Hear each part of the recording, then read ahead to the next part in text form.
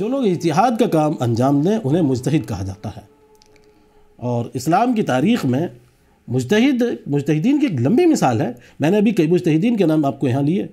اسلام کی تاریخ میں آپ دیکھیں ابن تیمیہ تھے، امام احمد ابن حنبل تھے، اس کے علاوہ صاحب ہندوستان میں آئے تو شاہ ولی اللہ تھے، اور ایک بے شمار ایک لمبی تاریخ ہے مجتہدین کی، انڈیا میں بھی اور انڈیا کے باہر بھی۔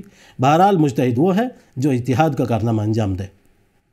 مقلد عام طور پر ایک فقہی اصطلاح ہے، میں فقہی اصطلاح کے طور پر عرض کر رہا ہوں کہ مقلد اس شخص کو کہتے ہیں جو کسی ایک بڑے یہ کہیے کہ ایکسپرٹ کی تقلید کرتا ہے، یعنی تقلید کرنے کا مطلب ہے اس کو فالو کرتا ہے۔ دیکھیے آپ ذرا سمجھیے یہاں بھی تقلید اور مقلد کی بھی دو قسمیں ہیں۔ ایک مقلد وہ ہے جو فقہی معاملات میں تقلید کرتا ہے، لیگل معاملات میں تقلید کرتا ہے۔ لیگل معاملات میں، فقہی معاملات میں تقلید وہ ایک انسانی ضرورت ہے، وہ کی جائے گی، وہ کوئی مسئلہ نہیں ہے، اس کو میں غلط نہیں سمجھتا ہوں۔ لیکن پرابلم کہاں درپیش آتی ہے؟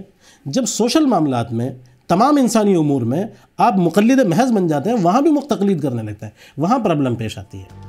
ہماری جو مسائل کی جڑ ہے وہ یہ ہے کہ ہم نے تقلید کو فقہی معاملات سے آگے بڑھا کر سوشل معاملات تک لے آئے، یہ ہے ہمارا اصل مسئلہ۔ تو بہرحال مقلد وہ شخص ہے جو تقلید کرتا ہے۔